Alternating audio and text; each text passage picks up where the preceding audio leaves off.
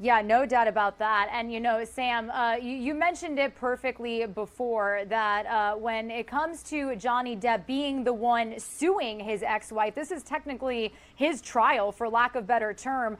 He's been taking the stand and running us through and looking back at some pretty wild moments. And when you talk about emotional, I've actually seen on social media a lot of people not in agreement with the fact that the attorney is making him look back on times in his life where he struggled with addiction, when he wasn't in a great place. But really, is that the defense's job to really paint him as the abuser?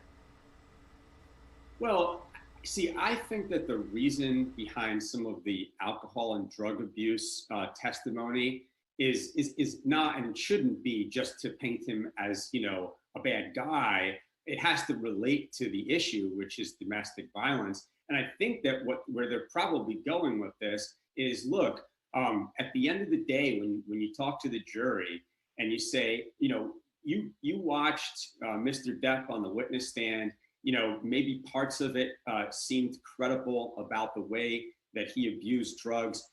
Isn't it fair to say that he might not credibly remember some of the assault and some of the violence because he was under the influence at the time? And that Amber Heard's version, which we'll hear soon enough, should be something that the jury takes and holds into higher weight, because her argument's going to be, I was not under the influence at the time I was being abused, and he just doesn't remember it because he was either drunk or high. And I assume that that's ultimately where we're going with it, not just like, hey, Johnny Depp has substance abuse problems, so he's a bad guy and we should rule against him just based upon that. Yeah, definitely. And, we've actually heard mixed things from both experts as well as just viewers watching this trial in general. How do you feel that Amber Heard's attorney, Ben Rottenberg, he's mostly been doing the questioning here. Give us your thoughts about his job so far. Well, he's doing a good job of basically getting yeses. Your job when you're doing cross-examination is to get yes from a witness. The way he's doing it is it's not aggressive. It's just sort of matter of fact. It's, hey, isn't it true that you have enjoyed drugs with Marilyn Manson? And what is he supposed to say? Or isn't it true that you were drinking alcohol at 9 o'clock in the morning? I mean, you get these moments of levity when Depp responds like, "Isn't any time of the day happy hour?" or whatever the line was exactly. He's doing his job, which is building what he needs, all the building blocks that he needs. So at the end of the case, when he goes to sum up, he can use all of that testimony to his advantage. He doesn't need to be obnoxious or hostile or nasty to get what he wants. A lot of it is just there for the taking, and all he needs to do is get the word yes to a very obvious question of, what do we see in front of us? Yeah. What are your thoughts on some of the arguments that they have talked about in the past? Yeah, I mean, you can see this is a very tumultuous relationship.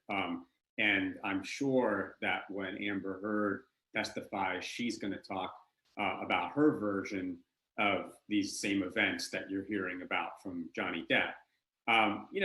Again, these things are getting aired out because Johnny Depp brought this case. So I keep on, going back to this over and over again, which is, if the goal here is to clear his name and to take attention away from this alleged domestic abuse, it seems like all this is doing is giving the jury, all kinds of behind the scenes look at a very hostile back and forth relationship, and put them in the position of throwing their hands up in the air and saying, look, I'm just going to throw out both of these cases. And you could totally see that happening. And so all this money that's being spent litigating, really what it's doing is it's becoming like almost entertainment for public consumption. and not necessarily achieving the goal of either party. And so I watch these things. I feel for both of them. I mean, it sounds like it was a horrible relationship in a very emotional one and a volatile one. But Johnny Depp put this in front of everybody. That's what happened here. And so now you're seeing both sides trying to tell their side of the story in front of the jury. Yeah, and you actually literally just answered my last question, Sam, is, what options are there as far as how this will finally play out? Is that what you're thinking? Yeah, I mean, they could basically say that, they could say that Amber Heard was a public figure speaking about something of public interest, and that she has civil immunity from any liability that Depp is alleging, but that they're not going to award her any damages in her suit against Depp. I mean, they could totally do that.